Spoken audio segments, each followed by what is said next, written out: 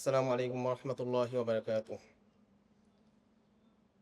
إن الحمد لله وحده والصلاة والسلام على من لا نبي بعده. أما بعد فأعوذ بالله من الشيطان الرجيم. ولئن سألتهم ليقولن إنا كنا نخوض ونلعب قل أبالله ورسوله قل أبالله وآياته ورسوله كنتم تستهزئون. وقال النبي صلى الله عليه وسلم من بدل دينه فاقتلوه. وأيضا قال النبي صلى الله عليه وسلم من سب نبيا فاقتلوه ومن سب أصحابي فاجلدوه أو كما قال عليه الصلاة والسلام. صدق الله العظيم وصدق رسوله الكريم ونحن على ذلك لمن الشاهدين والشاكرين والحمد لله رب العالمين. আজকে আলোচনা ব্লাসফেমি আইন নিয়ে। ব্লাসফেমি আইন এটা একটা সেকুলার ধারা থেকে উদ্ভূত একটি শব্দ। ব্লাসফেমি শব্দটা এটা ইসলামী শব্দের সাথে সামঞ্জস্যপূর্ণ না। বাকি আমরা মুসলিমরা যেহেতু সেকুলার সমাজে বসবাস করি, সেকুলার রাষ্ট্রে বসবাস করি, সঙ্গত কারণেই এই আইনের সাথে ইসলামের সম্পর্ক কতটুকু, ইসলামী দৃষ্টিভঙ্গিতে ব্লাসফেমি আইন বলতে কী বোঝায়, একজন মুসলিম হিসাবে আমাদের জন্য এই আইনের প্রতি কতটুকু শ্রদ্ধাবোধ রাখা উচিত, বা ইসলামী দৃষ্টিকোণ থেকে ইসলাম এ ব্যাপারে কী বলে, এই ব্যাপারে আমরা ইনশাআল্লাহ শরীয়ত দৃষ্টিকোণ থেকে কিছুটা আলোকপাত করার চেষ্টা করব। ব্লাসফেমি আইন, আমি শরী আলোচনা শুরু করার পূর্বে ভূমিকা স্বরূপ সামান্য কিছু আলোকপাত করব। ব্লাসফেমি আইন বলতে কি বোঝায়? এটা একটি গ্রিক শব্দ। শব্দটি আসছে ব্লাসফেমেন থেকে, যার অর্থ হচ্ছে কাউকে অপদস্থ করা, কটাক্ষ করা, কাউকে অপমান করা। এই শব্দ থেকে ব্লাসফেমি শব্দটি আসছে। আর পারিভাষিক অর্থে ব্লাসফেমি আইন বলা হয় কোনো ধর্ম বা পবিত্র সত্তা অথবা ঈশ্বর এটাকে অবমাননা করে এমন আইন, অবমাননা করে এটার জন্য শাস্তি নির্ধারণ করা হয় যে আইনে, সেই আইনকে বলা হয় ব্লাসফেমি আইন। তো ব্লাসফেমি আইন এটা কোন উদ্দেশ্যে তৈরি করা হয়েছিল? এটার দুইটি উদ্দেশ্য পাওয়া যায়। যে সকল দেশে সংখ্যালঘু যে সকল ধর্মীয় লোক থাকে তাদের অধিকার রক্ষা করার জন্য বিভিন্ন দেশে এই আইনটি করা হয়েছে। আর কোনো দেশে সংখ্যাগরিষ্ঠ যে সকল ধর্মের লোক রয়েছে তাদের ব্যাপারে কেউ যেন ভিন্ন কোনো চিন্তা বা কটূক্তির মাধ্যমে সামাজিক উত্তেজনা বা রাজনৈতিক উত্তেজনা তৈরি করতে না পারে, এটা বাধা দেওয়ার কারণে একটি আইন তৈরি করা হয়েছে। এই দুটি উদ্দেশ্যে সাধারণত ব্লাসফেমি আইন তৈরি করা হয়ে থাকে। এটা ঐতিহাসিক প্রেক্ষাপট থেকে জানা যায় যে ব্লাসফেমি আইনের সূচনা হয়েছিল ইউরোপে, বিশেষ করে ফ্রান্সে, যখন ওই সকল অঞ্চলে পাদ্রী এবং রাজাদের মধ্যে যে একটি দ্বন্দ্ব হয়েছিল, ফরাসি বিপ্লব। তো বিপ্লবের আগ মুহূর্তে যখন জনগণের সাথে রাজা এবং পাদ্রীদের ত্রিমুখী একটি সংঘর্ষ হয়েছিল, সেই সংঘর্ষকালীন যেই মুহূর্ত ছিল সেই মুহূর্তে এই আইনগুলো তৈরি হয়েছিল যেন মানুষের মাঝে এই ব্লাসফেমি আইনের মাধ্যমে মানুষকে ধর্মীয় ব্যাপারে কথা বলতে এবং ধর্মীয় ব্যাপারে কোনো ধরনের অন্যায় আচরণ রোধ করা যায় এবং কোনো ধরনের রাজনৈতিক সহিংসতা যেন এটাকে রুদ্ধ করা যায়, এটার জন্য ব্লাসফেমি আইন তৈরি করা হয়েছিল। আজকের যুগে, আধুনিক যুগে, বিংশ এবং একবিংশ শতাব্দীতে ব্লাসফেমি আইন পৃথিবীতে কতটুকু অঞ্চলে জারি আছে? পিউ রিসার্চ সেন্টারের গবেষণা মতে 2014 সাল পর্যন্ত পুরা পৃথিবীতে প্রায় 1/4 রাষ্ট্রে ব্লাসফেমি আইন চালু আছে। তোর মধ্যে উল্লেখযোগ্য বা বিশেষভাবে গুরুত্বপূর্ণ রাষ্ট্রগুলো হলো পাকিস্তান, সৌদি আরব, সোমালিয়া, আফগানিস্তান এবং পাশাপাশি ইরান। এছাড়াও ভারত উপমহাদেশের মধ্যে বাংলাদেশ, ভারতেও ব্লাসফেমি আইন স্বয়ংসম্পূর্ণভাবে না থাকলেও ভিন্ন একটি ধারার মাধ্যমে এই আইনের আংশিক বাস্তবায়ন বা সামান্য কিছু কার্যক্রম পাওয়া যায়। বাংলাদেশের দণ্ডবিধি 295 ধারার ক নম্বর ধারাতে আছে, ইচ্ছাকৃত এবং বিদ্বেষপূর্ণভাবে কোনো ধর্ম বা ধর্মীয় বিশ্বাসকে অবমাননা করে কোনো শ্রেণী মানুষের ধর্মীয় অনুভূতি আঘাত করার উদ্দেশ্যে কাজ করলে তা শাস্তিযোগ্য অপরাধ বলে বিবেচিত হবে। এটা একটা বাংলাদেশের আইন, যেখানে বিশেষভাবে ধর্মীয় ব্যক্তিত্বের উপরে আক্রমণ করলে কী শাস্তি হবে, বা আক্রমণের ধারাগুলো কেমন হবে, অবমাননা বলতে কি বোঝায়, এবার বিস্তারিত নেই। সংক্ষেপে ব্রিটিশ লতে যেটা দেওয়া ছিল সেই আইনটা এখন পর্যন্ত বলবৎ রয়েছে। পাকিস্তান এক্ষেত্রে একটু আগানো রয়েছে। পাকিস্তানে আলেম ওলামাদের বিভিন্ন আন্দোলন এবং মানুষের বিভিন্ন প্রেশারের কারণে সরকার বাধ্য হয়ে একটি আইন করেছিল, যে আইনের সর্বোচ্চ শাস্তি ছিল মৃত্যুদণ্ড, এবং যেটা বেশ কিছু আইনের প্রয়োগও ঘটেছে। সৌদি আরবেও এই আইনের বেশ কিছু প্রয়োগ দেখা যায়, সোমালিয়াতেও দেখা গিয়েছে, আফগানিস্তানেও দেখা গিয়েছে। তো এই হলো বর্তমান পৃথিবীতে ব্লাসফেমি আইন, এটার সংজ্ঞা এবং এটা পরিস্থিতির সময় আমি সামান্য আলোকপাত করলাম। এখন আমরা ব্লাসফেমি আইন এবং ইসলামী দৃষ্টিকোণ থেকে ধর্ম অবমাননা বা ধর্মের প্রতি কটাক্ষ বা কুরুচিপূর্ণ মন্তব্য করার শাস্তি কি, এই দুটার সাথে মিল আছে কিনা নাই। তো এই ব্যাপারে প্রথম কথা হলো আমাদের দুইটা আকীদা খেয়াল রাখতে হবে, দুইটা আকীদা ক্লিয়ার করতে হবে। এক নম্বর আকীদা হলো আমরা যারা মুসলিম মাত্রই আমাদের একটি আকীদা ক্লিয়ার থাকতে হবে যে আমরা আমাদের মুসলমান বা আমাদের ইসলাম যেটা, এটা হলো পৃথিবীর একমাত্র দিন, একমাত্র সঠিক দিন। এই দিন ব্যতীত বাকি যত ধর্ম, দর্শন, বিশ্বাস রয়েছে, সকল দর্শন, মত, বিশ্বাস সব বাতিল। আল্লাহ তাআলা এভাবে স্পষ্ট ঘোষণা দিয়েছেন, আউযু বিল্লাহি মিনাশ শাইতানির রাজিম, ইন্নাদ-দীনা ইনদাল্লাহিল ইসলাম।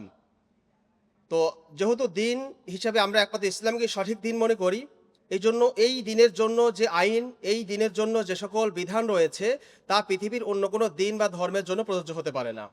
তো ব্লাসফেমি আইন এটা কিন্তু আমাদের সঠিক দিন বা সঠিক যে ধর্ম, এই ইসলামকে রক্ষা করার জন্য বা ইসলামের জন্য এটা প্রেরণ করা হয়নি। এটা হলো পৃথিবীর যে কোনো রাষ্ট্রে, সেকুলার রাষ্ট্র হোক অথবা ইসলামী রাষ্ট্র হোক অথবা রাজতান্ত্রিক রাষ্ট্র হোক, যে কোনো রাষ্ট্রে সেই দেশের মানুষের ধর্মের যেই অধিকার, ধর্মের যেই অনুভূতি, সেটা যেন আঘাতপ্রাপ্ত না হয়, এটার জন্য একটি আইন করা হয়। তো এই সুতরাং ব্লাসফেমি আইন ইসলামী আইনের সাথে কোনো দিক থেকে মিল নেই। ইসলামী আইনে কি আছে? ইসলামী আইনে ধর্ম অবমাননা বা ধর্মের প্রতি বিদ্বেষ বা কটূক্তিমূলক যে আইন, সেটা ভিন্ন একটি ধারা, ভিন্ন একটি আইন হিসেবে পরিচিত। ইসলামী দৃষ্টিকোণ থেকে তিনটি অপরাধ এমন রয়েছে যে তিনটি অপরাধের যে কোনো একটি অপরাধ করলে তার শাস্তি হলো মৃত্যুদণ্ড। এক নম্বর হচ্ছে যদি কোনো ব্যক্তি তার দিন তার উদ্দেশ্য এখানে ইসলাম, যদি তার ইসলামকে, তার দিনকে পরিবর্তন করে, তাহলে তার শাস্তি মৃত্যুদণ্ড। যেটা রাসূলুল্লাহ সাল্লাল্লাহু আলাইহি ওয়াসাল্লাম একটা হাদিসের মধ্যে ইরশাদ করেছেন যে মান বাত্তালা দীনাহু ফাকতুলুহু, যে ব্যক্তি তার দিনকে পরিবর্তন করবে তাকে তোমরা হত্যা করো। তো এখানে দিন তার উদ্দেশ্য নিঃসন্দেহে ইসলাম, ইসলাম ব্যতীত অন্য কোনো ধর্ম ত্যাগ করলে মৃত্যুদণ্ডের বিধান নেই।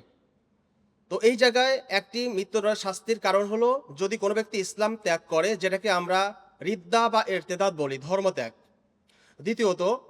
দ্বিতীয় কারণ, যদি কোনো বিবাহিত ব্যক্তি জিনা করে, ব্যভিচার করে, তাহলে তার জন্য শাস্তি রয়েছে, তাকে প্রস্তরাঘাতে পাথর নিক্ষেপ করার মাধ্যমে তাকে হত্যা করা। তৃতীয়ত যদি কোনো ব্যক্তি কাউকে হত্যা করে, অন্যায়ভাবে কাউকে কতল করে, তার জন্য কেসাস স্বরূপ তাকে হত্যা করা হবে। তো এই তিনটাই হচ্ছে ইসলামী দৃষ্টিকোণ থেকে মৌলিক হত্যার কারণ। এই তিনটার বাহিরে অন্য কোনো কারণ, অন্য কোনো অপরাধ নেই যেটার কারণে মৃত্যুদণ্ড দেওয়া যেতে পারে।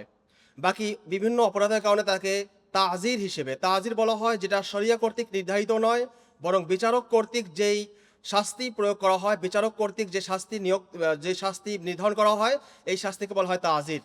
তো তাজির হিসেবে বিভিন্ন শাস্তি রয়েছে, কিন্তু এছাড়া বাকি হত্যার জন্য বা মৃত্যুদণ্ড হিসাবে অন্য কোনো অপরাধ ইসলামে নেই। তো আজকে আমরা আলোচনা করব যে ইসলামে কোন কোন অপরাধের কারণে রিদ্দা অথবা ধর্মত্যাগ বা দিন পরিবর্তন হয়ে যায় বা দিনের বিকৃতি ঘটে, সেই বিষয়ে আমরা কিছু আলোকপাত করব। এখানে বেশ কিছু কারণ রয়েছে, বেশ কিছু অপরাধ রয়েছে মুসলিম সমাজে বর্তমানে দেখা যায়, যে অপরাধগুলো সরাসরি রিদ্দা বা ইরতিদাদ বা ধর্মত্যাগ। এর মধ্যে এক নম্বর হচ্ছে সাব্বুল্লাহি ওয়া রাসূলি, আল্লাহ তাআলা এবং তার রাসূল সাল্লাল্লাহু আলাইহি সাল্লামকে গালি দেওয়া।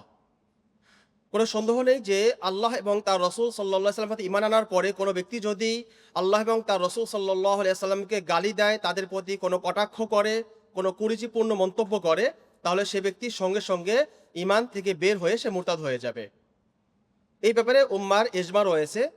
ইমাম ইবনু মুনজির রাহিমাহুল্লাহ তাআলা সহ অসংখ্য ইমাম একথা নকল করেছেন যে আজমা আল উলামাউ কাফাদান আলা আন্না মান সাব্বাল্লাহ রাসূলা ফাহুয়া খারিজুম মিনাল ইসলাম ওয়া মুরতাদ্দুন ওয়া হালালুদ দাম। যে ব্যক্তি আল্লাহ এবং তার রাসূল সাল্লাল্লাহু আলাইহি সাল্লামকে গালি দিবে, তাহলে সে ব্যক্তি ইসলাম থেকে বের হয়ে যাবে, সে ব্যক্তি মুরতাদ হয়ে যাবে, এবং ইসলামী রাষ্ট্র ব্যবস্থা যদি থাকে তাহলে তার জন্য ইসলামী শরিয়ার পক্ষ থেকে, ইসলামী রাষ্ট্র ব্যবস্থার পক্ষ থেকে তার জন্য মৃত্যুদণ্ডের ব্যবস্থা করা হবে। তো সাব্বুল্লাহ রাসূলিহি এটা হলো একটা ভয়ঙ্কর অপরাধ, যেটা মুসলমানদের মধ্যেও বর্তমানে সেকুলার সমাজের মধ্যেও বিভিন্ন সময় দেখা যায়। তো আল্লাহ এবং রসুলকে গালি দেওয়া, তাদেরকে কোনো ধরনের কষ্ট দেওয়া, এটা ধর্ম অবমাননা বা ইসলাম অবমাননার একটা অন্যতম ভয়ঙ্কর কারণ। এই ব্যাপারে বেশ কিছু আয়াত এবং আমি হাদিস তেলাওয়াত করছি। সূরা তাওবার 61 নম্বর আয়াতের মধ্যে আল্লাহ তাআলা ইরশাদ করেছেন, আউযু বিল্লাহি মিনাশ শাইতানির রাজিম, ওয়া মিনহুমুল লাযীনা ইউযুনা আন-নাবিয়্যা ওয়া ইয়াকুলুনা হুয়া উযুন কুল উযুনু খায়রিল লাকুম ইউমিনু বিল্লাহি ওয়া ইউমিনু বিল মুমিনিন ওয়া রাহমাতুল লিল লাযীনা আমানু মিনকুম ওয়াল লাযীনা ইউযুনা রাসূলাল্লাহি লাহুম আযাবুন আলীম। যে মুনাফিকদের মধ্যে একদল লোক রয়েছে যারা নবী সাল্লাল্লাহু আলাইহি ওয়াসাল্লামকে কষ্ট দেয় এবং তারা বলে যে তিনি কান কথা শোনেন।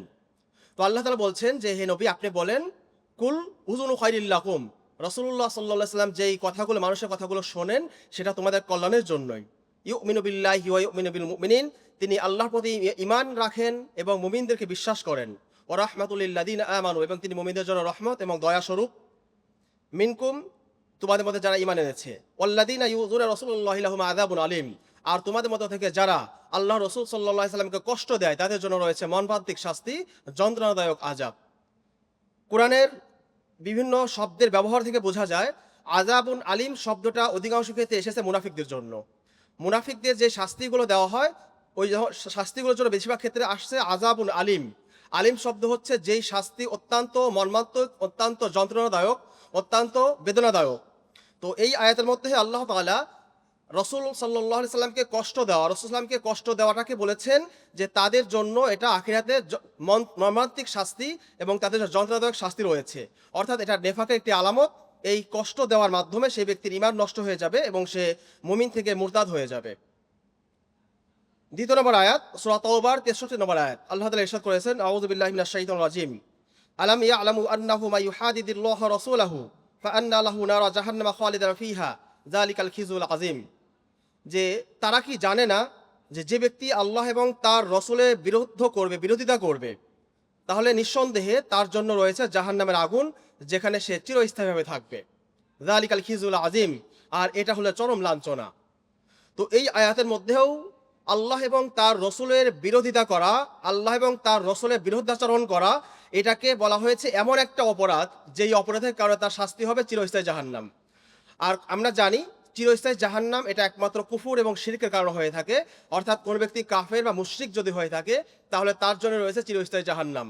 এই আয়াত থেকেও স্পষ্টতই প্রমাণ হয় যে কোনো ব্যক্তি যদি আল্লাহ এবং তার রসুলের বিরুদ্ধে যায়, আল্লাহ এবং রসুলের বিরুদ্ধে বিদ্রোহ ঘোষণা করে, তাহলে সে ব্যক্তির ঈমান নষ্ট হয়ে যাবে, সে ব্যক্তি কাফের এবং মুরতাদ হয়ে যাবে। আরেকটি আয়াত আল্লাহ তাআলা ইরশাদ করেছেন, এটা সূরা আল আহজাবের 56 নম্বর আয়াত, আউযু বিল্লাহি মিনাশ শাইতানির রাজিম, ইন্নাল্লাযীনা ইউযুনা আল্লাহা রাসূলাহু লাআনাহুমুল্লাহু ফিদ দুনিয়া ওয়াল আখিরা ওয়া আ'আদ্দা লাহুম আযাবান আলীমা, আযাবান মুহিনা। নিশ্চয় যারা আল্লাহ এবং তার রাসূল সাল্লাল্লাহু আলাইহি সাল্লামকে কষ্ট দেয় তাদেরকে আল্লাহ তাআলা দুনিয়া এবং আখিরাতে লানত করেছেন, অভিসম্পদ করেছেন এবং তাদের জন্য রেখেছেন অবমাননাকর শাস্তি। তো এই আয়াতের মধ্যেও আল্লাহ তাআলা আল্লাহ এবং তার রসুলকে যারা কষ্ট দেয় তাদের জন্য লানত, আল্লাহর পক্ষ থেকে লানত হওয়া মানে সে নিঃসন্দেহে ধ্বংস হয়ে যাওয়া। তো এটাও একটা ইসলামের মূলনীতি, যে সকল গুনাহের কারণে আল্লাহর পক্ষ থেকে লানত এবং যে সকল গুনাহের কারণে চিরস্থায়ী জাহান্নাম এবং যে সকল গুনাহের কারণে আল্লাহ এবং রাসূলের পক্ষ থেকে স্পষ্ট অসন্তুষ্টি প্রকাশ পায়, সেগুলো একটি ঈমান ভঙ্গের কারণ। তো এই আয়াতের মধ্যে আল্লাহ তাআলা আল্লাহ এবং তার রসুলের যারা কষ্ট দেয় তাদের জন্য আল্লাহ তাআলা দুটো শাস্তি ঘোষণা করেছেন। একটি শাস্তি হলো দুনিয়া এবং আখিরাতে লানত, দুনিয়া এবং আখিরাতে তাদেরকে আল্লাহ তাআলা অভিসম্পদ করবেন। দ্বিতীয়ত ওয়া আ'আদ্দা লাহুম আযাবান মুহিনা, আর আখিরাতে তাদের জন্য রয়েছে অবমাননাকর, অপমানজনক শাস্তি। তো আখিরাতের শাস্তি তো আছেই, কিন্তু এই জায়গায় আয়াতের মধ্যে লাআনাহুমুল্লাহু ফিদ দুনিয়া ওয়াল আখিরা, অনেকেই এই আয়াত থেকে মনে করেন যে শুধুমাত্র আখিরাতে শাস্তি হবে, দুনিয়াতে শাস্তি হবে না। কিন্তু দুনিয়াতে লানত প্রাপ্ত হওয়া এটাও শাস্তির একটি কারণ বলে বিবেচিত হয়, যেটা অন্যান্য আয়াত এবং হাদিস থেকে প্রমাণ হবে। চতুর্থ আরেকটি আয়াত, সূরা আল মায়েদার 33 নম্বর আয়াতের মধ্যে আল্লাহ তাআলা ইরশাদ করেছেন, আউযু বিল্লাহি মিনাশ শাইতানির রাজিম, ইন্নামা জাযাউল লাযীনা ইউহারিবুনা আল্লাহা রাসূলাহু ওয়া ইয়াসআউনা ফিল আরদি ফাসাদান আই ইউকাত্তালু আও ইসাল্লাবু আও তুকাত্তা আইদিহিম ওয়া আরজুলুহুম মিন খিলাফিন আও ইউনফাউ মিন আরদি যালিকা লাহুম খিজিয়ুন ফিদ দুনিয়া ওয়া লাহুম ফিল আখিরাতি আযাবুন আযীম।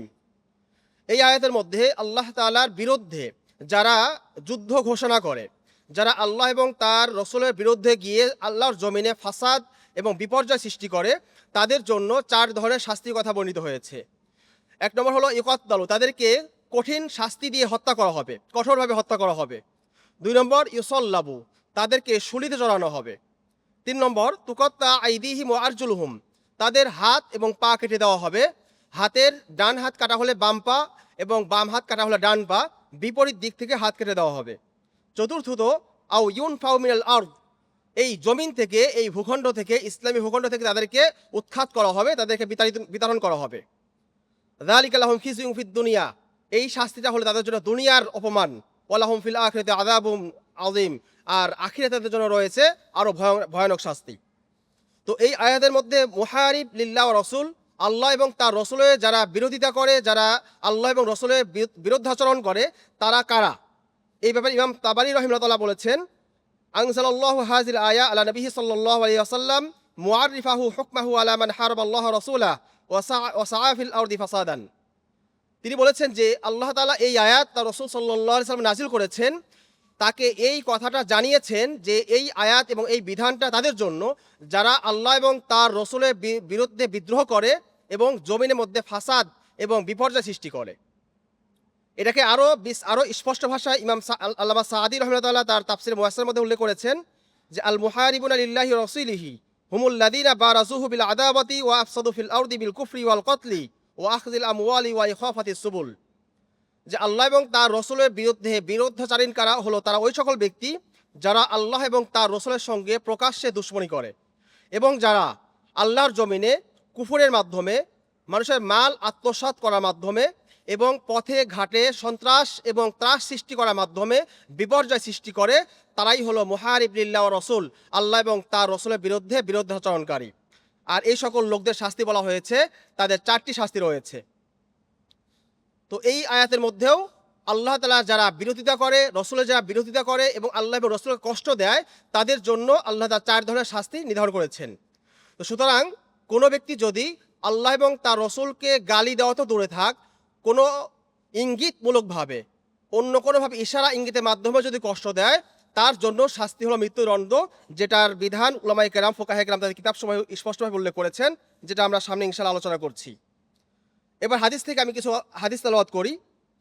প্রথম হাদিস জাবির বিন আব্দুল্লাহ রাদিয়াল্লাহু তাআলা আনহু থেকে বর্ণিত। তিনি বলেন যে রাসূল কারীম সাল্লাল্লাহু আলাইহি সাল্লাম একবার বললেন, মান লিকাব ইবনে আশরাফ, কাব বিন আশরাফকে কে বধ করবে, তার জন্য আমার পক্ষ থেকে কে যথেষ্ট হয়ে যাবে, তাকে কে থামাবে। ফা ইন্নাহু কদ আযাল্লাহু রাসূলা, কেননা সে আল্লাহ এবং তার রাসূলকে কষ্ট দিয়েছে। ফাকামা মুহাম্মদ বিন মাসলামা, তখন মুহাম্মদ বিন মাসলামা রাদিয়াল্লাহু তাআলা দাঁড়িয়ে গেলেন। ফাকালা ইয়া রাসূলুল্লাহ, তিনি বললেন যে ইয়া রাসূলুল্লাহ আতুহিব্বু আন আকতুলাহ, আপনি কি চান যে আমি তাকে হত্যা করি? ক্বালা নাআম, রাসূলুল্লাহ সাল্লাল্লাহু আলাইহি ওয়াসাল্লাম বলেন হ্যাঁ, আমি এটাই চাই। তো লম্বা ঘটনা। এরপর মুহাম্মদ বিন মাসলামা রাদিয়াল্লাহু তাআলা আনহু তিনি রাসূলের কাছ থেকে অনুমতি চেয়ে প্রার্থনা করলেন যে কিছু কৌশল অবলম্বন করার জন্য, কিছু কথা বলবেন যে কথার কারণে সেই কাব বিন আশরাফ যেন তাদের সাথে একটা সম্পর্ক হয় এবং এই সম্পর্কের সুবাদে তাকে কৌশল হত্যা করবেন। তো লম্বা ঘটনা শেষে আসছে ফালাম মাস্তাম কানা মিনহু, অতবার যখন মুহাম্মদ বিন মাসলামা রাদিয়াল্লাহু তাআলা আনহু যখন কাব বিন আশরাফকে বাগে পেলেন, হাতে পেয়ে গেলেন, ক্বালা দুনাকুম, তিনি তার সঙ্গীদেরকে বললেন তাকে এবার মাথা শক্ত করে ধরো। ফাকাতালুহু, এরপর তাকে হত্যা করলেন। সুম্মা আতাউ নবী সাল্লাল্লাহু আলাইহি সাল্লাম ফাআখবারুহু, এরপর তারা রাসূল সাল্লাল্লাহু আলাইহি ওয়াসাল্লাম কাছে এসে তাকে এই সুসংবাদ দিলেন যে আপনার দুশমন দুনিয়া থেকে শেষ হয়ে গিয়েছে। তো এই হাদিসের মধ্যেও স্পষ্টত প্রমাণ পাওয়া যায় যে আল্লাহ এবং তার রসুলকে কষ্ট দেওয়া এটা একটা ভয়ঙ্করতম অপরাধ, যে অপরাধের একমাত্র শাস্তি হলো মৃত্যুদণ্ড। দ্বিতীয় নম্বর হাদিস ইবনু আব্বাস রাদিয়াল্লাহু তাআলা আনহুর হাদিস। আগের হাদিসটি সহিহ বুখারীর 4037 নম্বর হাদিস। দ্বিতীয় হাদিস সুনান আবু দাউদের 4361 নম্বর হাদিস। ইবনু আব্বাস রাদিয়াল্লাহু তাআলা থেকে বর্ণিত, তিনি বলেন যে আন্না আমা কানাত লাহু উম্মু ওয়ালাদিন তাশতুমুন নবী সাল্লাল্লাহু আলাইহি ওয়াসাল্লাম, যে একজন অন্ধ এক সাহাবীর একটা দাসী ছিল যে রাসূলুল্লাহ সাল্লাল্লাহু আলাইহি ওয়াসাল্লামকে মাঝে মধ্যেই গালিগালাজ করত। ওয়াতাকাউ ফিহি, তার সমালোচনা করত। ফায়ান হা মনিব, তাকে নিষেধ করতো যে তুমি এমন অন্যায় কাজ, জঘন্য কাজ করো না। ফালা তানতাহি, কিন্তু সে বিরত থাকতো না। ওয়ায়াজুরুহা ফালা তানজাজির, তাকে ধমক দিতেন কিন্তু সে এই ধমকে বাধা মানত না। ক্বালা, তিনি বলেন ফালাম্মা কানাত যারাত লাইলাতিন, একদিন একটা রাত আসলো, জাআলাত তাকাউ ফিন নবী সাল্লাল্লাহু আলাইহি ওয়াসাল্লাম ওয়া তাশতুমু, তখন সে ওই রাতে রাসূলুল্লাহ সাল্লাল্লাহু আলাইহি ওয়াসাল্লামের গালি দিতে থাকলো এবং তার ব্যাপারে কটু মন্তব্য করতে থাকলো। ফাআখাযাল মিগওয়ালা ফাওয়াদাহু ফি বাতনিহা, তখন ওই অন্ধ সাহাবী একটি খঞ্জর, একটি ছোট তলোয়ার হাতে নিলেন, ছুরি হাতে নিলেন এবং ওই দাসীর পেটে বসিয়ে দিলেন। অত্তাকা আলাইহা, এবং তিনি এই ছুরি নিয়ে তার পেটে বসে গেলেন। ফাকাতালাহা, এবং তাকে হত্যা করে ফেললেন। এরপর লম্বা লম্বা ঘটনা আছে। হাদিসের শেষ ভাগে যখন এই ঘটনাটা প্রকাশ পেল, তখন তারা বলল যে এটার কেসাস বা এটার দিয়াত হিসাবে বা কেসাস হিসাবে তাকে হত্যা করা হবে। তো রাসূলুল্লাহ সাল্লাল্লাহু আলাইহি ওয়াসাল্লাম বললেন যে এই কাজটা কে করেছে সে সামনে আসো। তো তখন ওই অন্ধ সাহাবী সামনে আসলেন। তো রাসূলুল্লাহ জিজ্ঞেস করলেন, তুমি তাকে কেন হত্যা করলে? তখন তিনি বললেন, ফালাম্মা কানাল বারিহা জাআলাত তাশতুমুক, যখন গত রাত ছিল, গত রাতে তিনি আপনাকে গালি দিচ্ছিলেন, ওয়াতাকা ফিকা, এবং আপনার ব্যাপারে সে কটু মন্তব্য করছিল। ফাআখাযতুল মিগওয়ালা ফাওয়াদাতুহু বিবাতানিহা, এই জন্য আমি একটি ছুরি নিয়ে তার পেটে বসিয়ে দিয়েছি। ওয়াত্তাকাতু আলাইহা হাত্তা কাতালতুহা, এবং তার পেটে চাপ দিয়ে আমি তাকে হত্যা করে ফেলেছি। ফাকালা নবী সাল্লাল্লাহু আলাইহি ওয়াসাল্লাম, আলা ইশহাদু আন্না দামাহা হাদার, সাবধান, তোমরা শুনে রাখো, সাক্ষী থাকো যে ওই দাসী, ওই নারী, নিহত ব্যক্তির রক্ত এটা রহিত হয়ে গেছে, তার রক্ত এটা বৃথা গেল। অর্থাৎ তার কোনো, এই রক্তের কারণে, তাকে হত্যা করার কারণে এই সাহাবী কোনো শাস্তি হবে না। তো এই হাদিসটাও স্পষ্ট যে রাসূলুল্লাহ সাল্লাল্লাহু আলাইহি সাল্লামকে গালি দেওয়ার কারণে, সমালোচনা করার কারণে, ওই সাহাবী তাকে হত্যা করার কারণে তার কোনো ধরনের শাস্তি হয়নি। কিসাস তো দূরে থাক, দিয়াত পর্যন্ত ওয়াজিব হয়নি। ৩ নম্বর হাদিস, সাদ বিন আবি ওয়াক্কাস রাদিয়াল্লাহু তাআলা হতে বর্ণিত, সুনানুন নাসাই 4767 নম্বর হাদিস। তিনি বলেন যে লাম্মা কানা ইয়াউমু ফাতিহি মক্কা, যে মক্কা বিজয়ের দিন, আম্মানা রাসূলুল্লাহ সাল্লাল্লাহু আলাইহি সাল্লাম নাস, রাসূলুল্লাহ সাল্লাল্লাহু আলাইহি সাল্লাম সকল মানুষকে নিরাপত্তা দিলেন। ইল্লা আরবাতা নাফারিন ইমরাতাইন, কিন্তু 4 জন পুরুষ এবং 2 জন মহিলা, মোট 6 জন মানুষকে তিনি নিরাপত্তা দেননি। ওয়াকালা, এবং তিনি বললেন, উকতুলুহুম ওয়া ইন ওয়াজাদতুমুহুম মুতাআল্লিকিনা বিআসসাল কাবা, তোমরা তাদেরকে যেখানে পাও সেখানে হত্যা করো, যদিও তারা কাবার গিলাফ ধরে ঝুলে থাকে তবুও তাদেরকে ছাড় দেওয়া যাবে না। তারা 6 জন ছিলেন, ইকরামা ইবনে আবু জাহাল, ও আব্দুল্লাহ ইবনে খাতাল, ও মাকিস ইবনে মুসাবাবা, ও আব্দুল্লাহ ইবনে সাদ ইবনে আবি সালাহ। হাদিসের মধ্যে 4 জন পুরুষের নাম আছে, আর ঐতিহাসিকভাবে ইতিহাস বা সিরাতের কিতাবে আরো 2 জন মহিলার নাম পাওয়া যায়, যেটা হাদিসের মধ্যে উল্লেখ হয়নি। তা একজন নাম ছিল ফারতানা, আর একজন নাম ছিল কারিনা বা আরনিব। তো এই 2 জন মহিলা সহ 4 জন পুরুষ, মোট 6 জন ব্যক্তির ব্যাপারে রাসূলুল্লাহ সাল্লাল্লাহু আলাইহি সাল্লাম সাধারণ ক্ষমা থেকে তাদেরকে ব্যতিক্রম রেখেছিলেন। তো এটার কারণ যেটা উল্লেখ করা হয়, ঐতিহাসিকগণ লিখেছেন যে এই 6 জন, এদের অপরাধ ছিল যে তারা রাসূলুল্লাহ সাল্লাল্লাহু আলাইহি সাল্লামের বিরুদ্ধে যে সকল কবিতা, যে সকল বিভিন্ন ছন্দ, যে সকল শের, এইগুলোর মাধ্যমে, গান কবিতার মাধ্যমে তার বিরোধিতা করত, তার অপমান করত, তার ব্যাপারে কটু মন্তব্য করত। এই কারণে রাসূল সাল্লাল্লাহু আলাইহি সাল্লাম তাদেরকে ক্ষমা করেননি। বিশেষত এই 2 জন মহিলা, এই কারিনা এবং ফারতানা, এই 2 জন মহিলা, তারা, এই আব্দুল ইবনে খাতাল, এই লোকটা ছিল কবি বা তার কবিতা ছিল কিছু, সে এই কবিতাকে এই 2 জন দাসীর মাধ্যমে বিভিন্ন জায়গায় পাঠ করাতো এবং মানুষকে শোনাতে বাধ্য করত। এই জন্য রাসূলুল্লাহ সাল্লাল্লাহু আলাইহি ওয়াসাল্লাম এদের এই অপরাধটা মার্জনা করেননি এবং তাদেরকে বলেছেন যেখানে পাওয়া যাবে তাদেরকে হত্যা করা হবে। তো পরবর্তীতে তাদের মধ্যে কেউ কেউ তওবা করার সুযোগ পেয়েছিল, যেমন ইকরামা ইবনে আবি জাহল রাদিয়াল্লাহু তাআলা আনহু, তিনি তওবা করার সুযোগ পেয়েছিলেন। এরপর এই 2 জন মহিলার মধ্যে ফারতানা, তিনিও পরবর্তী ইসলাম গ্রহণ করেছিলেন, আর কেউ কেউ তারা মুসলমানদের হাতে নিহত হয়েছিল। তো এই হাদিসগুলো, এখানে আমি 3টি হাদিস পাঠ করেছি এবং 4টি আয়াত তিলাওয়াত করেছি। এই 7টি আয়াত এবং হাদিস থেকে স্পষ্টতই প্রমাণ হয় যে আল্লাহ এবং তার রাসূল সাল্লাল্লাহু আলাইহি সাল্লামকে যদি গালি দেয়, কেউ কষ্ট দেয়, তাদের ব্যাপারে অবমাননাকর কোনো কথা বলে, তাদেরকে কটূক্তিমূলক কোনো কথা বলে, তাহলে ইসলামী দৃষ্টিকোণ থেকে তার শাস্তি হলো মৃত্যুদণ্ড। এরপর আমরা সাহাবায়ে কেরাম রাদিয়াল্লাহু আনহুম, তাদের যুগে রাসূলুল্লাহ সাল্লাল্লাহু আলাইহি সাল্লাম এবং আল্লাহ তাআলা এবং তার রাসূল সাল্লাল্লাহু আলাইহি সাল্লামের ব্যাপারে যদি কোনো ধরনের বাজে কথা কেউ বলতো এবং তাদের ব্যাপারে কোনো ধরনের এরকম ধর্ম অবমাননা কোনো ব্যাপার ঘটতো, তারা কি করতেন, এই ব্যাপারে আমরা কিছু দলিল উল্লেখ করছি। এক নম্বর দলিল হলো সুনান নাসাইর 4071 নম্বর হাদিস, আবু বারজা আল আসলামী রাদিয়াল্লাহু তাআলা থেকে বর্ণিত। তিনি বলেন যে আগলাদা রাজুলুন লি আবি বকর সিদ্দিক রাদিয়াল্লাহু তাআলা আনহু, একজন ব্যক্তি আবু বকর সিদ্দিক রাদিয়াল্লাহু তাআলা আনহুর ব্যাপারে খুবই রূঢ় আচরণ করলো, তার ব্যাপারে কঠোর এবং কর্কশ ভাষা ব্যবহার করলো। ফাকুলতু, তখন আবু বারজা আসলামী রাদিয়াল্লাহু তাআলা বললেন, আমি তখন জিজ্ঞেস করলাম যে আকতুলু, আমি কি তাকে হত্যা করে ফেলবো? যে আপনি হলেন খলিফা, আপনি পুরা মুসলিম জাহানের আমিরুল মুমিনিন, আপনার সাথে এতবার বেয়াদবি করছে, আমি কি এই বেয়াদবির শাস্তি হিসেবে তাকে হত্যা করব? ফানতাহারানি, তখন আবু বকর রাদিয়াল্লাহু তাআলা আমাকে ধমক দিয়ে বললেন, ওয়াকাল লাইসা হাযা লিআহাদিন বা'দা রাসূলিল্লাহি সাল্লাল্লাহু আলাইহি ওয়াসাল্লাম, এই যে বেয়াদবি বা গুস্তাখি করার কারণে কাউকে হত্যা করার বিধান, এটা রাসূলুল্লাহ সাল্লাল্লাহু আলাইহি সাল্লামের পরে অন্য কারোর জন্য আর নেই। এই বিধানটা আমি যত বড়ই হই না কেন, আমি সাহাবী, আমি রাসূল না, আমি নবী না, সুতরাং আমার সাথে বেয়াদবি করার বিধান যাই হোক না কেন, আমার সাথে বেয়াদবি করার কারণে কারো ঈমান চলে যাবে বা কাউকে হত্যা করতে হবে ব্যাপারটি এমন নয়। এই জন্য তিনি স্পষ্টভাবে বললেন যে এই যে বেয়াদবি বা গুস্তাকি বা রাসূলুল্লাহ সাল্লামকে অপমান বা লাঞ্ছনা বা কোনো ধরনের অবমাননা করা, কোনো কটূক্তি করা, এটার কারণে শাস্তি বা মৃত্যুদণ্ড এটা একমাত্র রাসূলুল্লাহ সাল্লামের জন্য খাস। আল্লাহ রাসূল সাল্লাম ছাড়া অন্য কোনো ব্যক্তি বা অন্য কোনো মানুষের জন্য যদি এই ধরনের কথা বলা হয় তার শাস্তি হবে না। এছাড়াও অন্যান্য সকল সাহাবায়ে কেরাম রাদিয়াল্লাহু আনহুম তাদের সবার থেকেই এই কথা বা ইজমা পাওয়া গিয়েছে যে আল্লাহ এবং তার রাসূলকে নিয়ে যদি কোনো কটূক্তিমূলক কথা বা মন্তব্য বা কোনো বক্তব্য পাওয়া যায় তাহলে তার শাস্তি হলো মৃত্যুদণ্ড। ইমাম ইবনু তাইমিয়া রাহিমাহুল্লাহ এই কথা বলেছেন যে এটা এমন একটি মাসআলা লা খিলাফা ফিহি, এই ব্যাপারে কোনো ইখতিলাফ বা কোনো দ্বিমত করার সুযোগ নেই। এরপর আমরা ফুকাহায়ে কেরাম এবং উলামায়ে কেরামের ফতোয়া এবং তাদের বেশ কিছু আমরা মতামত উল্লেখ করছি, যেখান থেকে আরও স্পষ্ট হয়ে যাবে যে ধর্ম অবমাননা বা আল্লাহ এবং রসুল বা দ্বীনকে নিয়ে কোনো কটূক্তিমূলক কথা বলার শাস্তি কী। তো এখানে আমরা বেশ কয়েকটা ভাগে আলোচনা করব। আসলে ধর্ম অবমাননা বলতে কি বোঝায়? শুধু আল্লাহ এবং তার রসুল সাল্লাল্লাহু আলাইহি ওয়াসাল্লামকে গালি দেওয়া এতটুকুই না। আল্লাহ এবং তার রসুল সাল্লাল্লাহু আলাইহি ওয়াসাল্লামকে গালি দেওয়া এটা যেমন হতে পারে ইসলামের কোনো বিধান, ইসলামকে নিয়ে বা ইসলামের কোনো অকাট্য কোনো বিধানকে নিয়ে কটূক্তি করা, ইসলামের কোনো বিধানকে নিয়ে হাসি মজাক করা, অথবা কোনো ফেরেশতা যার ব্যাপারে কোরআনে বর্ণিত হয়েছে যে ফেরেশতা বিবরণ কোরআন এবং সুন্নাতে স্পষ্টভাবে এসেছে, এই ধরনের কোনো ফেরেশতাদের ব্যাপারে যদি কোনো কটু মন্তব্য করা হয়, এই ধরনের যে কোনো বিষয়ে যদি কেউ কোনো অবমাননাকর মন্তব্য করে তাহলে সেটাও রিদ্দার মধ্যে পড়ে যাবে এবং এটাও শাস্তি মৃত্যুদণ্ড। তো এখানে আমরা প্রথমে আল্লাহ তাআলার ব্যাপারে আমরা কিছু মন্তব্য উল্লেখ করছি।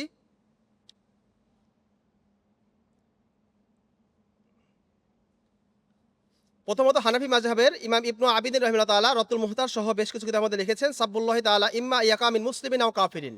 আল্লাহ তাআলাকে গালি দেওয়া যদি কাফের হোক অথবা মুসলমান থেকে হোক, ফাইন ওয়াকা মিন মুসলিমিন, যদি কোনো মুসলমান থেকে হয়, ফাইন্নাহু ইয়াকুনু কাফিরান হালাল দম, তাহলে সে ব্যক্তি কাফের হয়ে যাবে এবং তার রক্ত হালাল হয়ে যাবে। ওয়ালা খিলাফা ফি যালিকা, এই ব্যাপারে কোনো ইখতিলাফ বা কোনো ধরনের দ্বিমত নেই। এই বিষয়ে আল মওসুদুল ফিকহি আল কুইয়িতিয়া 24 নম্বর খণ্ড 135 নম্বর পৃষ্ঠা, এছাড়াও রদ্দুল মুখতার ইবনে আবদের শামী 2 নম্বর খণ্ড 4 নম্বর খণ্ড 238 নম্বর পৃষ্ঠা, আল ফাতওয়া আল বাজ্জাজিয়া 6 নম্বর খণ্ড 321 পৃষ্ঠা, আল মুকনি ইবনু কুদামা 8 নম্বর খণ্ড 150 পৃষ্ঠা সহ অসংখ্য কিতাবের মধ্যে রেফারেন্স রয়েছে। এটা হলো স্পষ্ট ভাষায় গালি দেওয়া। যদি কেউ আকার ইঙ্গিতে গালি দেয়, আল্লাহ তাআলার ব্যাপারে সরাসরি না বললেও এমন কথা বলে যেটা আকার ইঙ্গিতে গালি বলে বোঝা যায়, এটাও কুফরি, এটাও রিদ্দার কারণ। এটা ব্যাপারে ফুকাহা কেরাম বলেছেন মান আররাদা বিশাইইন মিন যিকরি রব্বি ফাআলাইহিল কতলু মুসলিমান কানা আও কাফিরান। যে ব্যক্তি আল্লাহ তাআলার কোনো আলোচনা করতে গিয়ে আকার ইঙ্গিতে কোনো ধরনের গালিমূলক কোনো শব্দ বা অপমানমূলক কোনো শব্দ ব্যবহার করবে, তাহলে সে ব্যক্তির জন্য কতল করা, তার মৃত্যুদণ্ড আবশ্যক হয়ে পড়বে, চাই সে মুসলিম হোক অথবা কাফের হোক। আল ইনসাফ ফি মারিফাতি রিজাল ফি মারিফাতি রাজহি মিনাল খিলাফ 10 নম্বর খণ্ড 333 নম্বর পৃষ্ঠা। এরপর রাসূলুল্লাহ সাল্লাল্লাহু আলাইহি ওয়াসাল্লামকে গালি দেওয়া, এটা কোনো সন্দেহ নেই যে রাসূল সাল্লাল্লাহু আলাইহি ওয়াসাল্লামকে গালি দেওয়া এটা স্পষ্ট কুফর এবং রিদ্দা এবং মুরতাদ হয়ে যাওয়ার একটি কারণ। এই ব্যাপারে ফুকাহা কেরাম বলেছেন ইজা সাব্বা মুসলিমুন নবী সাল্লাল্লাহু আলাইহি ওয়াসাল্লাম ফা ইন্নাহু ইয়াকুনু মুরতাদ্দান। যদি কোনো ব্যক্তি রাসূলুল্লাহ সাল্লাল্লাহু আলাইহি ওয়াসাল্লামকে গালি দেয় তাহলে সে ব্যক্তি মুরতাদ হয়ে যাবে। আল মাওসুদুল ফিকহি আল কুইয়িতিয়া 24 নম্বর খণ্ড 136 নম্বর পৃষ্ঠা, তাফসীর ইবনুল ফারহুন 2 নম্বর খণ্ড 286 পৃষ্ঠা, আল ফাতুল বাজ্জাজিয়া 6 নম্বর খণ্ড 321 থেকে 322 পৃষ্ঠা, আল মুগনি ইবনু কুদামা 8 নম্বর খণ্ড 150 পৃষ্ঠা। আরেকটি বিষয় এখানে উল্লেখ্য যে রাসূলুল্লাহ সাল্লাল্লাহু আলাইহি ওয়াসাল্লামকে গালি দেওয়া বলতে শুধু আমাদের নবী এখানে খাস নন, বরং যে কোনো নবীদের মধ্যে যার নবুওয়াতের বিষয়টি কোরআন এবং সুন্নাহ দ্বারা অকাট্যভাবে প্রমাণিত, এমন যে কোনো নবীকে গালি দেওয়া, তাদের ব্যাপারে কোনো অপমানমূলক কোনো শব্দ বা কটূক্তি করা, এটাও কুফরি এবং রিদ্দার কারণ। এই ধরনের কোনো নবীকে যদি কেউ গালি দেয়, কোনো ধরনের অপমানজনক কথা বলে, সে মুরতাদ হয়ে যাবে। এই ব্যাপারে তাফসীরুল হুক্কাম সহ বেশ কিছু কিতাবের মধ্যে আসছে যে ওয়ালা ফারকা বাইনা নবিয়্যিন ওয়া গায়রিহি মিন সাইল আম্বিয়া, এখানে আমাদের নবী এবং অন্য সকল নবীদের মাঝে কোনো পার্থক্য নেই। ও কাজা রসুল এবং রসুলদের মাঝে কোনো পার্থক্য নেই। ইজিন নবী ও আমু মিনা রসুল আল মাশহুর, যেহেতু রসুল এবং নবীটা এখানে রসুলের তুলনায় বেশি প্রসিদ্ধ, বেশি আম, এই জন্য নবীর জন্য যদি হত্যার বিধান থাকে, তার রসুল বা অন্য নবীকে যদি কেউ এই ধরনের অপমানমূলক কথা বলে তার জন্য হত্যা বিধান থাকবে। তাফসীরাতুল হুক্কাম এটা 192 থেকে 193 পৃষ্ঠা, তাফসীর ইবনুল ফারহুন 2 নম্বর খণ্ড 288 নম্বর পৃষ্ঠা, আল ফাতওয়া আল হিন্দিয়া 2 নম্বর খণ্ড 263 নম্বর পৃষ্ঠা, ইআনাতুত তালিবিন 4 নম্বর খণ্ড 137 নম্বর পৃষ্ঠা। অনুরূপভাবে রাসূল সাল্লাল্লাহু আলাইহি ওয়াসাল্লামকে আকার ইঙ্গিতে গালি দেওয়াটাও, আল্লাহ তাআলাকে যেরকম আকার ইঙ্গিতে গালি দেওয়াটা রিদ্দা এবং কুফরি, রাসূল সাল্লাল্লাহু আলাইহি ওয়াসাল্লামকে গালি দেওয়াটাও অনুরূপভাবে এটাও কুফরি। এটা ব্যাপারে আসছে আত-তা'রিযু বিসাব্বি নবী সাল্লাল্লাহু আলাইহি সাল্লাম কাত-তাসরিহ। রাসূলুল্লাহ সাল্লাল্লাহু আলাইহি সাল্লামকে আকার ইঙ্গিতে গালি দেওয়া এটা স্পষ্ট ভাষায় গালি দেওয়ার মতোই। যাকারা যালিকা ফুকাহাউল হানাফিয়্যা ওয়াল মালিকিয়্যা ওয়া শাফি'ইয়্যা। এই ব্যাপারে হানাফি, মালিকি, শাফিঈ সকল ফুকাহে কেরাম এই মতটি উল্লেখ করেছেন। ওহুয়া কওলুল লিল হানাবিলা, এটা হাম্বলি মাযহাবের একটি মত। ওয়া ইউকাবিলুহু ইনদাহুম আন্না তা'রিদ লাইসা কাত-তাসরিহ। হাম্বলি মাযহাবের দ্বিতীয় আরেকটি মত হলো যে যদি আকার ইঙ্গিতে কেউ গালি দেয় তাহলে এটা প্রকাশ্য বা স্পষ্ট ভাষায় গালি দেওয়ার মতো নয়। কিন্তু কাজী ইয়াজ রাহিমাহুল্লাহ তাআলা এই ব্যাপারে তিনি ভিন্ন মত উল্লেখ করেছেন। তিনি বলেছেন এখানে কোনো ইখতিলাফই নেই। তিনি বলেছেন যে কদ যাকারা ইয়াজ রাহিমাহুল্লাহ তাআলা ইজমা আল উলামা ওয়া আইম্মাত আল ফাতওয়া মিন লাদুন আস-সাহাবা ওয়া মান বা'দাহুম আলা আন্না তালবিহা কাত-তাসরিহ। তিনি সাহাবা রাদিয়াল্লাহু আনহুম এবং তার পরবর্তী যুগের ইমামদের সকল আলেম, মুফতি এবং মুজতাহিদদের ইজমা নকল করেছেন যে যদি কোনো ব্যক্তি এই আকার ইঙ্গিতে আল্লাহ এবং তার রাসূলের কটাক্ষ করে কোনো কথা বলে তাহলে এটাও তাসরিহ, প্রকাশ্য বা স্পষ্ট ভাষায় গালি দেওয়ার মতোই। এটা মানহুল জালিল 4 নম্বর খণ্ড 476 নম্বর পৃষ্ঠা, মুনতাহাল ইরাদাত 3 নম্বর খণ্ড 386 নম্বর পৃষ্ঠা থেকে 390 পৃষ্ঠা, আল ইনসাফ 10 নম্বর খণ্ড 333 নম্বর পৃষ্ঠা, ইয়ানুত তালিবিন 4 নম্বর খণ্ড 139 নম্বর পৃষ্ঠা। অনুরূপভাবে ফেরেশতাদের গালি দেওয়া এটাও রিদ্দার কারণ। এখানে ফেরেশতা দ্বারা উদ্দেশ্য হলো ওই সকল ফেরেশতা যে সকল ফেরেশতাদের কথা কোরআন এবং সুন্নাহর মধ্যে স্পষ্ট ভাষায় বর্ণিত হয়েছে, যেমন জিবরাইল, মিকাইল, ইসরাফিল। অনুরূপভাবে যারা হামালাতুল আরশ বহনকারী ফেরেশতা, খাজানা যারা জান্নাতের যারা পাহারাদার, যারা জাহান্নামের পাহারাদার, মুনকার নাকির, কিরামান কাতিবিন সহ যে সকল ফেরেশতাদের কথা কোরআন এবং সুন্নাহ স্পষ্টভাবে বর্ণিত হয়েছে, এই সকল ফেরেশতাদের ব্যাপারে যদি কোনো ব্যক্তি কটু মন্তব্য করে তাহলে সে ব্যক্তি ঈমান নষ্ট হয়ে যাবে। এই ব্যাপারেও কিতাবে আসছে হুকম সাব্বিল মালাইকা লা ইখতালিফু আন হুকমি সাব্বিল আম্বিয়া আলাইহিমুস সালাতু ওয়াস সালাম, যে ফেরেশতাদের গালি দেওয়া এটা নবীদের গালি দেওয়ার হুকুম থেকে ভিন্ন কিছু নয়। ক্বালা ইয়াজ রাহিমাহুল্লাহ তাআলা ওয়া হাযা ফী মান হাক্কাকনা কাউনাহু মিনাল মালাইকা কা জিবরিল ওয়া মিকাইল ওয়া খাজানাতিল জান্নাহ ওয়া খাজানাতিন নার ওয়া জাবানিয়া ওয়া হামালাতিল আরশ ওয়া কা ইসরাঈল ওয়া ইসরাফিল ওয়া রিদওয়ান ওয়া হাফাজা ওয়া মুনকার ওয়া নাকির ওয়া ফিনাল মালাইকাল মুত্তাফাক আলাইহিম। এখানে বেশ কিছু বিভিন্ন ফেরেশতাদের নাম বলা হয়েছে যে সকল ফেরেশতাদের কথা আমরা কোরআন এবং সুন্নাহ স্পষ্টভাবে জানতে পেরেছি। আর যে সকল ফেরেশতা নিয়ে ইখতিলাফ রয়েছে এই সকল ফেরেশতা নিয়ে যদি কেউ কটু মন্তব্য করে তাহলে মুরতাদ তো হবে না, কিন্তু তাকে তাজির হিসেবে শাস্তি দেওয়া হবে। এরপর রাসূলের যারা স্ত্রী, নবী পত্নী, এদেরকে গালি দেওয়ার বিধানও এক্ষেত্রে উল্লেখযোগ্য। এখানে রাসূলের স্ত্রীগণদের মধ্যে আয়েশা রাদিয়াল্লাহু তাআলার নামটা একটু ব্যতিক্রম, যেহেতু তার পবিত্রতার বিষয়টা স্বয়ং কোরআন তা প্রমাণিত। এই জন্য কোনো ব্যক্তি যদি আয়েশা রাদিয়াল্লাহু তাআলার ব্যাপারে তার চরিত্র নিয়ে কোনো কথা বলে, তার জিনার ব্যাপারে যদি কোনো বাজে মন্তব্য করে তাহলে সেই ব্যক্তি সঙ্গে সঙ্গে মুরতাদে কাফের হয়ে যাবে। কারণ আয়েশা রাদিয়াল্লাহু তাআলা আনহার জিনা থেকে পবিত্র হওয়ার ঘোষণা স্বয়ং আল্লাহ তাআলা দিয়েছেন। এই জন্য আজকের যুগের শিয়া যারা আছে, শিয়ারা আয়েশা রাদিয়াল্লাহু তাআলা আনহা সহ অনেক সাহাবীদের ব্যাপারে নানা অপবাদ দিয়ে থাকে। এই জন্য শিয়াদের ব্যাপারে উলামায়ে কেরামের ফতোয়া হচ্ছে তারা স্পষ্টভাবে কাফের। তো আয়েশা রাদিয়াল্লাহু তাআলার ব্যাপারটা ব্যতিক্রম, যেহেতু তার ব্যাপারটা কোরআন দ্বারা প্রমাণিত। বাকি অন্যান্য উম্মাহাতুল মুমিনিন যারা অন্য নবীপতি যারা আছেন তাদের ব্যাপারে যদি কেউ কোনো কটু মন্তব্য করে তাহলে এটা হারাম হবে, এটা কুফর হবে না। এটার কারণে তাকে কাজী বা বিচারক শাস্তি দিবেন, কিন্তু মৃত্যুদণ্ড দিবেন না। এরপর ইসলামকে গালি দেওয়া, যদি কোনো ব্যক্তি দ্বীন বা ইসলামকে গালি দেয় যে তোমাদের ইসলাম খারাপ বা ইসলাম আজকের যুগে চলে না, এমনভাবে যদি ইসলামকে গালি দেয় তাহলে এটাও ঈমান ভঙ্গের কারণ, এটা কারণে ঈমান নষ্ট হয়ে যাবে, মুরতাদ হয়ে যাবে। ইত্তাফাকাল ফুকাহা আলা আন্না মান সাব্বা মিল্লাতাল ইসলাম আও দীনাল মুসলিমিন ইয়াকুনু কাফিরান। ফুকাহাদের ব্যাপারে একমত যে কোনো ব্যক্তি যদি দ্বীন ইসলামকে গালি দেয় তাহলে সে ব্যক্তি মুসলমান থেকে খারেজ হয়ে যাবে, সে মুরতাদ হয়ে যাবে। তবে কোনো ব্যক্তি যদি মুসলমানদের ধর্ম হিসেবে গালি দেয়, কোনো মুসলমানের আচার ব্যবহার খারাপ, সে বলল যে তোমাদের মতো লোকদের আচার ব্যবহার ভালো না, এই ধরনের যদি কোনো কথা বলে যে কথার একাধিক ব্যাখ্যা দেওয়ার সুযোগ রয়েছে, তাহলে এই সকল শব্দের ক্ষেত্রে ফুকাহা কেরাম সতর্কতামূলক বলেছেন যে তাকে প্রথমেই তাকফির করা হবে না, বরং তার উদ্দেশ্য দেখতে হবে। এই ব্যক্তি যদি আসলে ইসলামকে গালি দেওয়ার উদ্দেশ্য নেয় তাহলে সে ব্যক্তি কাফের হয়ে যাবে। আর যদি ওই ব্যক্তি উদ্দেশ্য নেয় যে ইসলাম ভালো কিন্তু এই ব্যক্তির আচার আখলাক খারাপ, এই জন্য সে এই ব্যক্তির ধর্ম নিয়ে কত কথা বলেছে, তাহলে সেই ব্যক্তিকে কাফের বলা হবে না, কিন্তু শাস্তি দেওয়া হবে। সাহাবীদের গালি দেওয়া, সাহাবীদের গালি দেওয়া এটা হারাম, এটা কুফর না। সাহাবীদের ব্যাপারে বেশ কিছু মত রয়েছে, কিন্তু গ্রহণযোগ্য মত হলো সাহাবীদের গালি দেওয়া এটাও হারাম, এটাকে কুফরের মধ্যে উলামায়ে কেরাম বলেননি। লা খিলাফা বাইনাল উলামা ফি আন্নাহু ইয়াহরুমু সাব্বু সাহাবা রাদিয়াল্লাহু আলাইহিম আজমাইন লিকাউলিহি সাল্লাল্লাহু আলাইহি ওয়াসাল্লাম লা তাসুব্বু আসহাবি ফালাউ আন্না আহাদাকুম আনফাকা মিসলা উহুদিন যাহাবান মা বালাগা মুদ্দা হাদিহিম ওয়ালা নাসিফা। যে রাসূলুল্লাহ সাল্লাল্লাহু আলাইহি ওয়াসাল্লাম বলেছেন যে তোমরা আমার সাহাবীদের গালি দিও না, যে তোমাদের মধ্যে কোনো ব্যক্তি যদি উহুদ পাহাড় পরিমাণ স্বর্ণ দান করে তবু আমার সাহাবীদের মর্যাদা বা তাদের এক মুদ, একটা অল্প পরিমাণ গম দান করে যে সওয়াব সেই পরিমাণে পৌঁছতে পারবে, তার অর্ধেক পরিমাণ সওয়াবও তারা পাবে না। এই জন্য উলামায়ে কেরাম বলেছেন ফাজাহাবা জমহুল উলামা ইলা আন্নাহু ফাসিকুন। এই জন্য অধিকাংশ উলামায়ে কেরামের মত হলো যে সাহাবীকে যে গালি দেয় সে ফাসিক, সে কাফের না। তো সাহাবীদের ব্যাপারে আমাদের আকীদা হলো সাহাবারা হলো হকের জামাত, তারা হকের মাপকাঠি, তাদের ব্যাপারে সমালোচনা করা যাবে না, তাদেরকে গালিগালাজ করা যাবে না, তাদের ব্যাপারে কোনো অপমানসূচক শব্দ বলা যাবে না। এই হলো ইসলাম এবং ধর্ম সংক্রান্ত কিছু অবমাননাকর কাজ এবং তার শাস্তির কথা আমরা বিভিন্ন কিতাব থেকে উদ্ধৃত করলাম। এছাড়াও এখানে আরও অনেক রেফারেন্স রয়েছে যেগুলো আলোচনা করলে অনেক লম্বা সময় হয়ে যাবে। তো আমরা শুধু শরীর দৃষ্টিকোণ থেকে এটা দেখানোর চেষ্টা করেছি যে কোরআন এবং সুন্নায় ধর্ম অবমাননা বলতে আপনি আল্লাহ এবং রসুলের গালি দেওয়া বলতে পারেন, আল্লাহ এবং রসুলের শানে কোনো ধরনের কটূক্তি করা বলতে পারেন, তাদের কোনো কষ্ট দেওয়া বলতে পারেন, অথবা দিন নিয়ে কোনো কটূক্তি করা, দিন এবং ইসলামের কোনো বিধান নিয়ে ঠাট্টা বিদ্রুপ করা, আল্লাহ এবং তার রসুলকে নিয়ে কোনো ধরনের কটূক্তি করা, এই ধরনের নানা কারণে এমন এটা অপরাধ যে অপরাধের কারণে শরীয়ত এবং ইসলাম তাকে মৃত্যুদণ্ড বিধান রেখেছে, যেটা কারণ হলো রিদ্দা বা মুরতাদ হয়ে যাওয়া।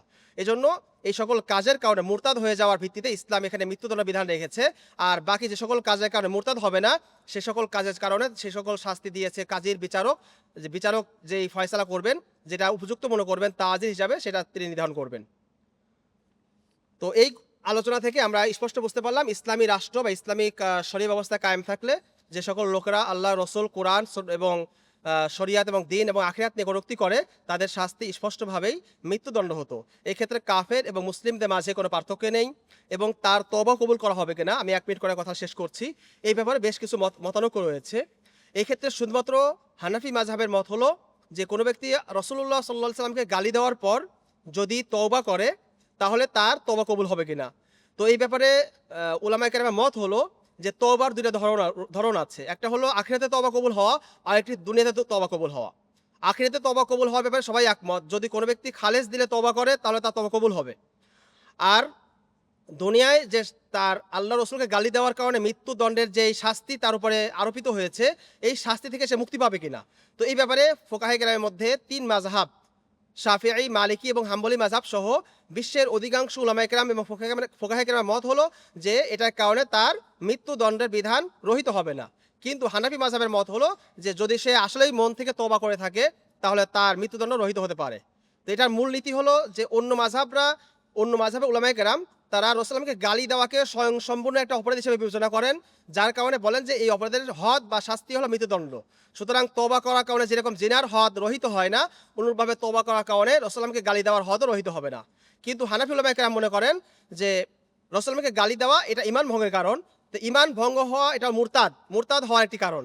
তো কোনো ব্যক্তি মুরতাদ হওয়ার পর যদি তওবা করে তাহলে তার তওবা যেমন গৃহীত হয়, অনুরূপভাবে রাসূলুল্লাহ সাল্লাল্লাহু আলাইহি ওয়াসাল্লামকে গালি দেওয়ার পর যদি কোনো ব্যক্তি তওবা করে তার তওবা গৃহীত হবে। এই মতটি, দুইটি মত পাওয়া যায়। তো আজকের যুগে বর্তমান সময়ে যেই বিশৃঙ্খলা, ফাসাদ এবং পুরা জমিনে রাসূল সাল্লামের ব্যাপারে যেই সম্মান নিয়ে যেই হোলি খেলা হয়, আজকের যুগের অবস্থার পরিপ্রেক্ষিতে যদি ইসলামী শরিয়া কায়েম থাকতো, হয়তো ওনারা এখানে বাকি অধিকাংশ আলেমদের ফতোয়া যেটা ছিল, অর্থাৎ ইমাম মালিক, ইমাম শাফি, ইমাম আহমদ ইবনে হাম্বল সহ অধিকাংশ আলেমদের ফতোয়া যেটা, যে আজকের যুগে তাজিরান এবং সাদ্দান লিল বাব, এই অপরাধকে মূলোৎপাটন করার জন্য, চিরতরে উৎখাত করার জন্য এখানে কঠোর আইন হিসাবে যদি কোনো ব্যক্তি রাসূলকে একবার গালি দিয়ে বসে তাহলে তার এমন শাস্তি হবে যে শাস্তি সে তওবা করলেও দুনিয়াতে তার মাপ নেই। এই জন্য শাস্তি কোনটা হবে সেটা ইসলামের শরীয়তে থাকলে এটা আমরা বলতে পারতাম, কিন্তু ইসলামী শরীয়ত অনুযায়ী এটা স্পষ্ট যে এখানে মৃত্যুদণ্ড, এটা অধিকাংশ আলেমদের মত, এবং এটা একটা ভয়ঙ্কর অপরাধ যেটার শাস্তি আখিরাতে আরও ভয়ঙ্কর রয়েছে। তো এই আলোচনা থেকে আমাদের এতটুকুই আজকে আলোচনার কথা সারসংক্ষেপ হলো যে রাসূল সাল্লাল্লাহু আলাইহি ওয়াসাল্লাম সহ আল্লাহ তাআলাকে গালি দেওয়া এবং ইসলামকে ধর্ম অবমাননা করার শাস্তি ইসলামে অত্যন্ত কঠোর। ব্লাসফেমি আইন যেটা বিভিন্ন সেকুলার রাষ্ট্রে করা হয়, এই আইন আর ইসলামী আইন থেকে অনেকটাই আলাদা। এই দুটি আইনের প্রাসঙ্গিকতা এবং দুইটা আইনের উদ্দেশ্য এবং দুইটা আইনের সূত্র সম্পূর্ণ ভিন্ন, যেটা অন্য আলোচনা করবে। আমি এখানে শরীর দৃষ্টিকোণ থেকে আলোচনা করার চেষ্টা করেছি। তো যা কিছু বললাম এটার মধ্যে যা কিছু সুন্দর এবং যা কিছু সঠিক এটা আল্লাহ তাআলার পক্ষ থেকে, আর যা কিছু ভুল সব আমার পক্ষ থেকে বা সদার পক্ষ থেকে। আল্লাহ তাআলা আমাদের কথাগুলো বোঝার তৌফিক দান করুন। ওয়া আখিরু দাওয়ানা আলহামদুলিল্লাহি রাব্বিল আলামিন। আসসালামু আলাইকুম ওয়া রাহমাতুল্লাহি ওয়া বারাকাতুহু।